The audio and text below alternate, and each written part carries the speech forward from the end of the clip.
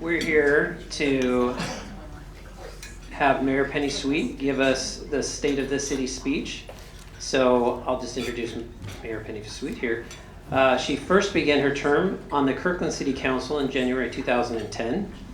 She served as deputy mayor from 2010 to 2011 and 2014 to 2015. She was recently selected to serve her second term as mayor on January 7th, 2020. Mayor Sweet moved to Kirkland in 1985, where she and her husband, Larry Springer, have owned and operated the Great Choice in downtown Kirkland for 35 years.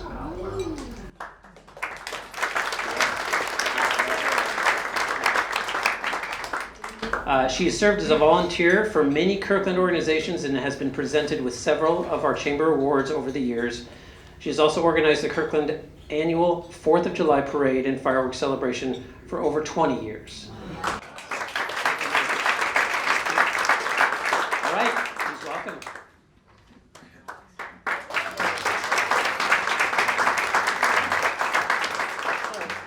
Thank you, David. Can you all hear me? Yeah. Great. Well, good afternoon, my friends and fellow members of the Kirkland Chamber of Commerce. Before I begin, I'd like to introduce my colleagues on the council and the members of the Kirkland staff who have joined us here today. In the back, I think I see Deputy Mayor Jay Arnold. Councilmember Neal Black. Councilmember Kelly Curtis. Councilmember Amy Falcone. And City Manager Kurt Triplett, if you would be so good as to introduce your crew. So if I just have all of the folks from Kirkland stand up, the Kirkland staff. We cannot do this without them. And very quickly, just in the back, why don't you say your name and your title and work our way forward. So start with you, Chief Harris.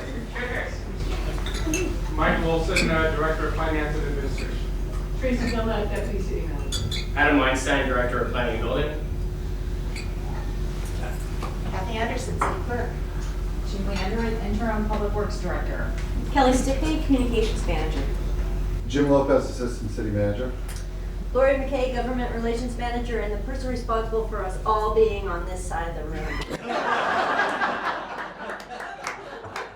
Well done, Lori.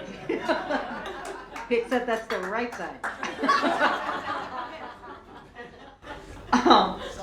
Quite frankly, thank you all very much. The body of work and the accomplishments that I'm going to describe in this State of the City speech would not be possible without the talents of these two groups of public servants and the powerful collaboration between our electeds, councils, members, and our staff. It is something for which we are envied and renowned across the region.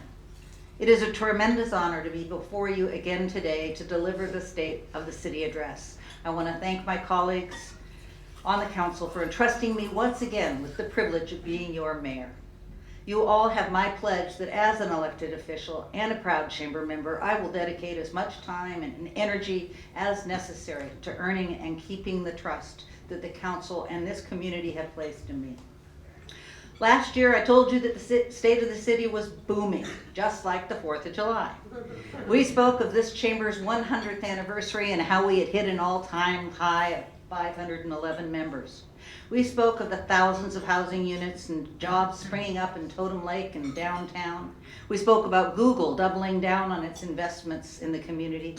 And we anticipated the opening of all the amazing shops, restaurants, entertainment venues, and new businesses throughout our community. And the fact is that 2019 was an exceptional year for Kirkland, and it seemed nearly impossible to imagine that we could top it. And yet we have.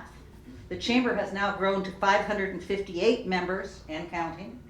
We are now the largest and most active chamber of commerce on the east side. And that is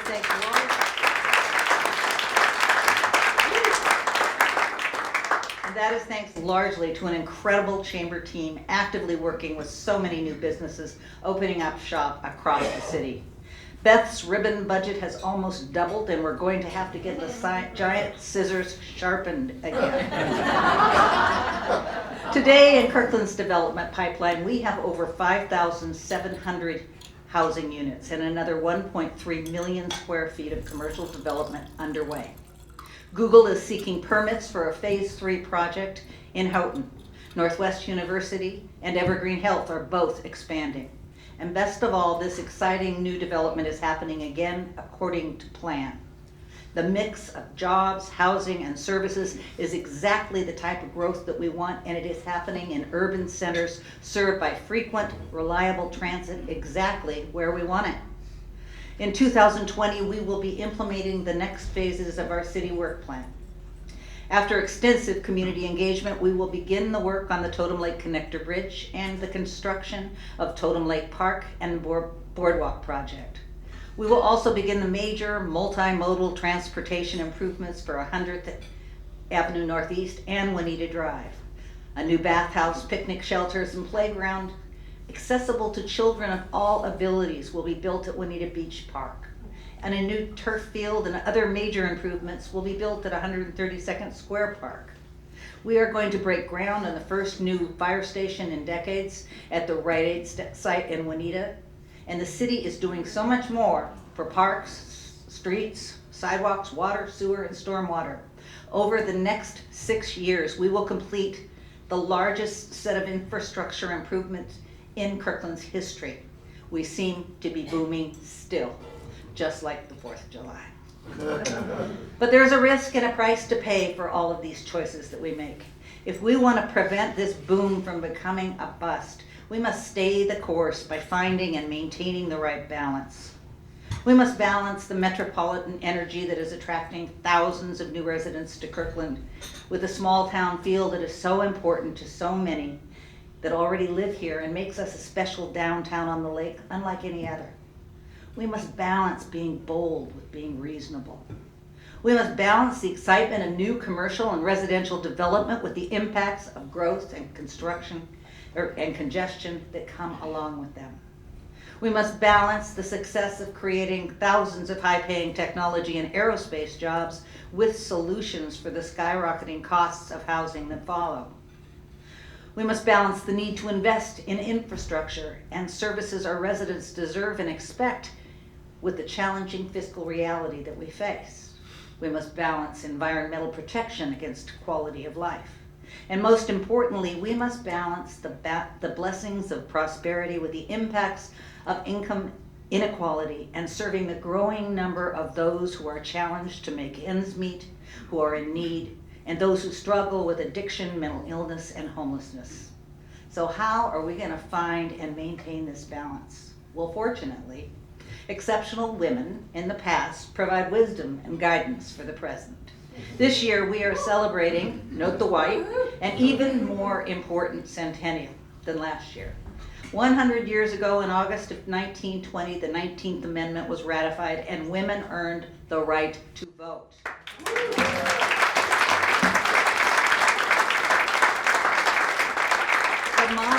The motto of the suffragettes was deeds, not words. By deeds, not words, the votes of women have transformed America and the world.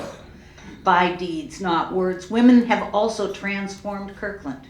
For 10 consecutive years, the Kirkland Council has selected a woman as mayor. I believe it is no coincidence that Kirkland has flourished during this time. Susan B. Anthony said, quote, "When we want to make change, organize, agitate, educate must be our war cry," end quote. Today, I intend to do a little bit of each as I make the case for balance. Today, in the year 2020, to find balance, we start with our vision.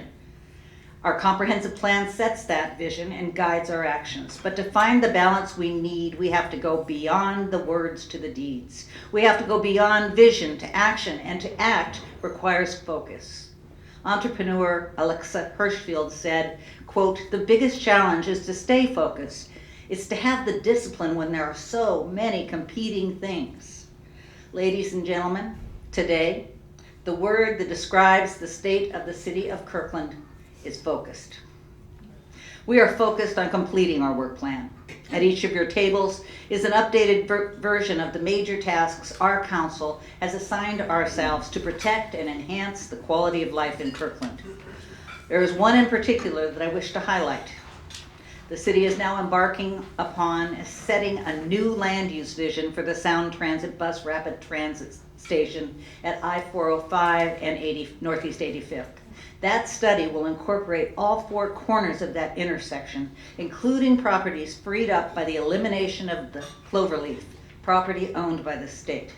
This is a once-in-a-generation opportunity to define what types of jobs, housing, and services should be located by Kirkland's first true high-capacity transit service. We need the entire community to help us shape that vision. I call it out because it is an example of how fast-moving and interdependent the opportunities before us are presenting themselves. The rest of the work plan initiatives are equally important, and each one is complex enough to cover in its own speech. Accomplishing them all and making sure this plan stays absolutely relevant remains one of our top priorities. We are focused on creating housing of all types so that all members of our community may live here, regardless of age, income, or ability. In 2020, we will be adopting new land use codes to create more duplexes and triplexes and accessory dwelling units throughout the city. We need this housing for all those who create a complete community. We need housing for young families just starting out, for our teachers and first responders, for our grocery clerks, auto mechanics, and hairstylists, for our children returning from college, and for our parents who want to remain in Kirkland after retirement. We are focused on leading both locally and regionally to provide housing and services for those experiencing homelessness. And this summer, we will proudly open the doors to the first women and family shelter on the east side.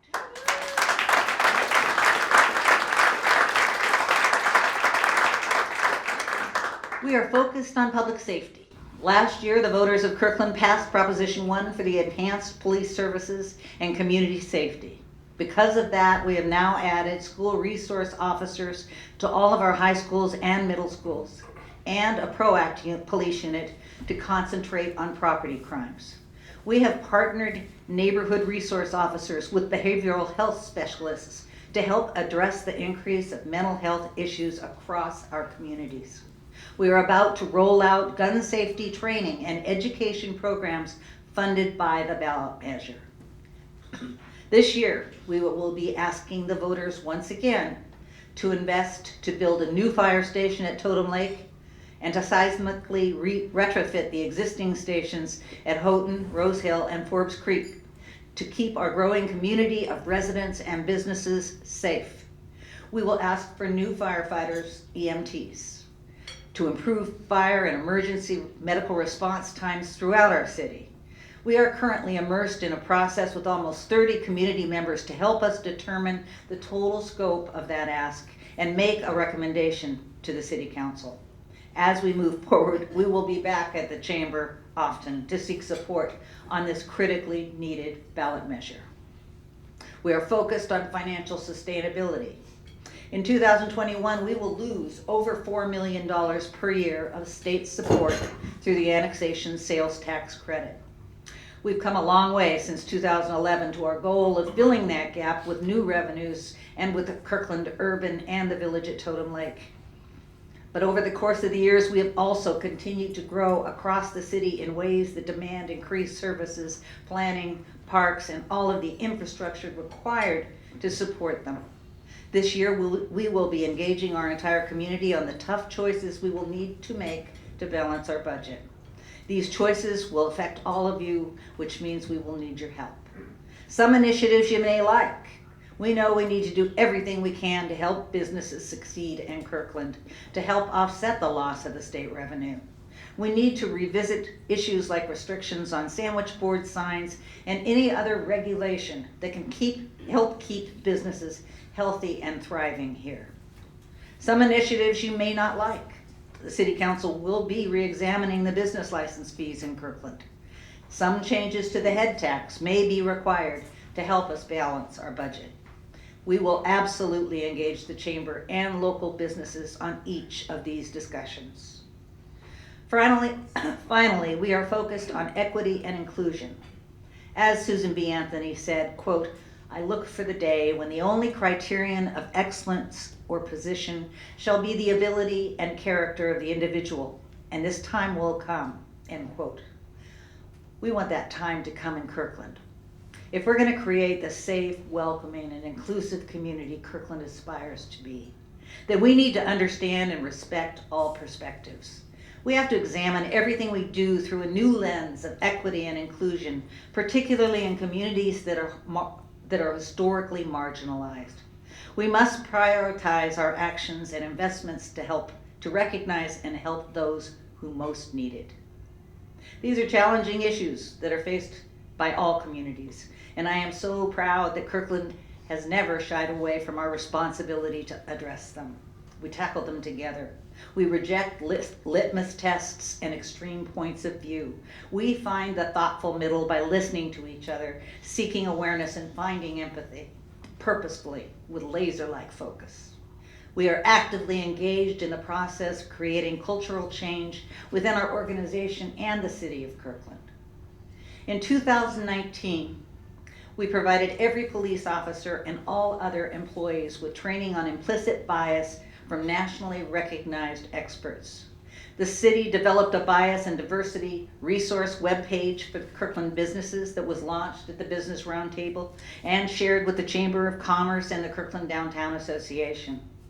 Kirkland also joined together with Leadership Eastside and Eastside for All with a goal of assuming that ours is a community where people of color feel included and safe. Together we are reviewing police policies and practices and hosting a citywide learning series called Kirkland Talks About Racism. These conversations are challenging us all to confront our own attitudes and beliefs with titles such as Preparing to be Color Conscious and Color Brave, Driving While Black, Shopping While Black. I hope that each one of you is interested in participating in at least one of these presentations or dialogues. This work would not be possible without the leadership, passion, and commitment of our entire council. We are blessed to be coming together as a new council that will build on the strong foundation of past councils and take us to new heights. We have added 3 new members. They are smart, accomplished, and bring fresh new perspectives and positive energy. They are eager to learn and willing to act. Every member of our council is a doer. Each of us prefers deeds, not words. Each of us shares a deep commitment to good government. I want to tell you a little bit about each of my colleagues. Deputy Mayor Jay Arnold was awarded the Association of Washington Cities 2019 Advocacy All-Star Award for his incredible role in lobbying for bills to address affordable housing and homelessness in Olympia last year. He chairs our legislative subcommittee and among other roles serves on the Washington State Department of Transportation Executive Leadership Group, the Regional Growth Management Policy Board, several transit and transportation groups, and the King County Climate Collaboration. His passions are Kirkland, parks, smart growth, and transportation. Councilmember Toby Nixon has served our community in a number of roles since 2002. He was a state representative for the 45th District for 2 terms. Then he served as a fire commissioner from 2009 to 2011, when he was elected to the city council. He is the president of the Washington Coalition of Open Government and as such has driven policy across the state regarding public records access and law. Councilmember Nixon's passions are open, transparent, small government, public safety, and assuring services to the poor and needy among us. Councilmember John Paschal is a consummate volunteer, from coaching his kids to baseball leadership to neighborhood organizing to years of service on Kirkland's boards and commissions and now council. He serves on King County's Regional Transit Committee and the Regional Law, Safety, and Justice Committee. His passions are things like transportation, which is a good thing, that's how he makes a living, and pretty much all things safety. He was just appointed to Washington State's Cooper Jones Active Transportation Safety Council. Councilmember Neal Black is an attorney practicing in Kirkland. He came to us after serving on the Houghton Community Council and has been an active member of the community as a coach, as a trustee of the King County Bar Association, and someone who is passionate about access to justice and reducing gun violence. He's a past trustee of the Washington Ceasefire Board. Sometimes it's difficult to believe that Councilmember Black really prefers deeds to words, but the words he is sharing in his deliberations at council are full of deeds. There are just a lot of them. Thank you, Neal. Susan B. Anthony famously said, quote, "I do not assume that woman is better than man. I do assume that she has a different way of looking at things," end quote. One of the reasons that Kirkland has succeeded so well for the past decade is because we have been blessed with exceptional women who have looked at things differently. I am proud to welcome 2 new council members who are already upholding that strong tradition of bringing new perspectives to the council. Councilmember Kelly Curtis served on our Parks Board, the Kirkland Housing Strategy Advisory Group, and the Houghton Community Council before joining the council in 2019. Regionally, she serves on the Sound Cities Association Public Issues Committee and holds alternate positions on the Sound Cities Association King Conservation District's Advisory Committee and the King County Cities Climate Collaborative. Her passions include sustainability in the environment, she is in fact a master gardener, parks, and also affordable housing and sustaining our culture of inclusion. And our newest council member, Amy Falcone. She started her path to city council when she invited council members to her home, and we walked to Sophia's school along a not too safe school walk route. Soon after, that walk route was fixed. She served as the PTA president at Thoreau Elementary and received the Golden Acorn Award. After annexation, she got very involved at their neighborhood association and served as co-chair. She was an inaugural member of our Human Services Commission. Her passion and focus is on equity and inclusion, sustaining the natural environment and schools. As for me, most of you know I'm a retired healthcare administrator and own a little wine shop downtown. I serve on a bunch of committees that I won't list because frankly they're not very glamorous. They have to do with things like solid waste and wastewater and water, and they're kind of boring to the average citizen. But I have a long-standing passion for this community and our city. I believe that we are, in fact, the best city in the world to live, work, and play. And I will do everything that I can while I'm still around to make sure we stay that way. There's an old saying, don't stop when you are tired, stop when you are done. And I'm nearly done with the speech. But this talented council is just getting started. We are taking on ambitious tasks in 2020. We are focused, but we are bold. To quote Susan B. Anthony one final time, quote, "Cautious, careful people, always casting about to preserve their reputations, can never affect change," end quote. I hope that you all will be willing to join us in being bold and making the right choices and changes for our city. Thank you, and God bless Kirkland.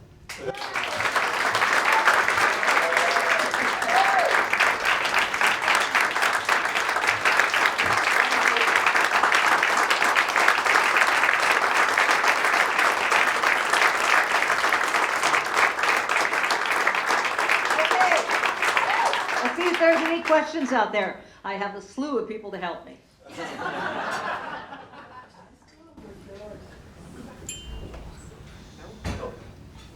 Penny, thank you so much. Thank you. Kirkland's a wonderful place, and it's really, as you said, it's exceptional.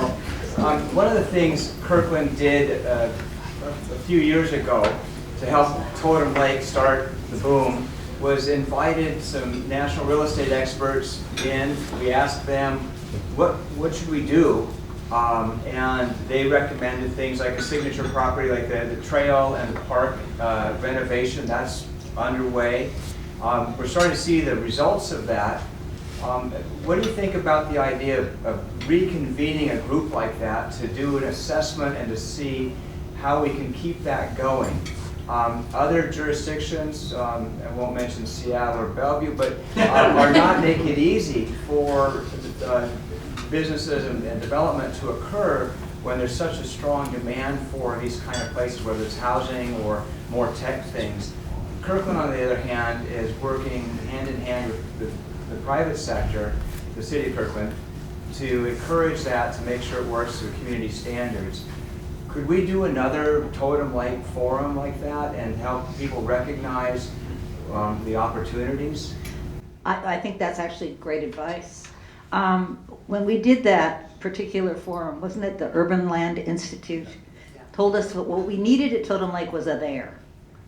Now we have a there, and that there is growing by leaps and bounds. I think we would be, making a good step in reconvening that conversation, but what you really make me think about is about the station area plan around 85th and I-405. Sound Transit is going to put it there. We need to figure out the smartest, most effective ways to take advantage of that, both for us and for Redmond. Any other questions? Oh, come on. Okay. Not about Sound Transit. I got Sound Transit right here. Okay, Doug. how can we help you? You are helping us. What would you like us to do? Well, it's very nice that you would ask this question because you already sit on the ComSAG group that is working really hard on trying to put together our ballot initiative for November. Taking an active interest in the community is something that I think chamber members do naturally, right? So we're all in this room because we are united around the health and vitality of our community. At the government level, we are as well. It's expensive and will continue to increase in expense, and acknowledging that and trying to figure out ways to stay ahead of it is really important. So I think part of the most important part is just to keep that dialogue up. When we're talking about these projects, come talk to us about it. Meet me at the store. Drag Neal out of his house. I'll tell you, it'll talk your leg off. Patty. What does Sound Transit and Northeast 85th mean to Kirkland? What's happening there? The new transit station is going to be at that corner. So that will be an area where the freeway, where basically it's going to be 3 levels, and there is going to be rapid bus transit coming every 10 minutes. And those buses are going to, stop. People are going to board them. I mean, it's going to be the new way to get everywhere. It will, if it works, and I think it will work, it's going to take a lot of the congestion off of 405. It will connect us to Bellevue. It will connect us to all of the transit that is out there, and it's something we desperately need. So some businesses are going to move or be eliminated? No. No, thank you. That's Ariel. Ariel Taylor. Could we get Ariel to come up and just give us like a 60-second? I am happy to talk to anybody after this meeting. That's a good idea. Yeah, I don't know how much more time we've got, but there is that in the work plan? Yeah, there's Excellent. I'm looking at the pictures now. Okay, great. Doug? Yeah, how about, Kurt, guys, we need to restripe some of downtown parking. And we also have some sidewalks that need some big repairs. Help, please. We have people tripping. Okay, where'd Julie go? Well timed. I got it. Will? How does the new 85th interchange affect the transit stop at 126th up in Totem Lake? What is that going to affect for 132nd and the new interchange going in there? 128th, you mean? Yeah, 128, sorry. Right. That'll be part of it. It won't be affected at all, right? No, it'll actually marry up to that stop. So Right. It'll be downtown Bellevue, 85th, and then the Totem Lake stop will all be, those will be the 3 in a row. Anything else? Way back there in the back. As a board member for the Lake Washington School District, I would like to thank the city. Is that you, Cassandra? Yes. Oh my goodness. Everybody, that's Cassandra Sage. She's a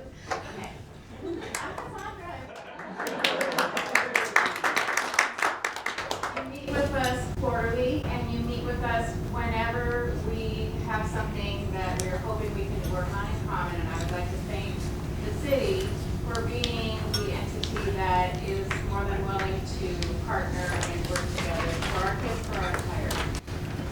Great, thank you very much. Are there any updates on what's going in as far as businesses at both Urban and Totem Lake? I would have to look at Sam for any advance. Everything that is published on their website is currently what's public. Okay, okay. So their website has the most current information. Okay, I think it looks like we're done. Thanks, Debbie. All right, thank you.